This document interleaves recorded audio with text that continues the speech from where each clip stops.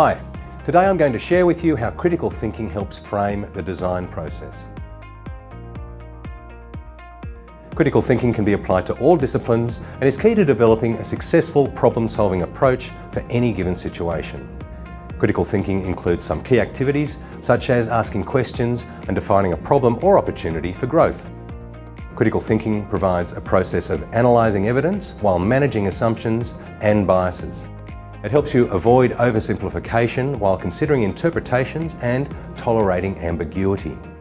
Critical thinking incorporates the analysis of previous solutions to predetermine what the obstacles might be when they may come up and what alternative solutions may be developed to provide contingencies for change.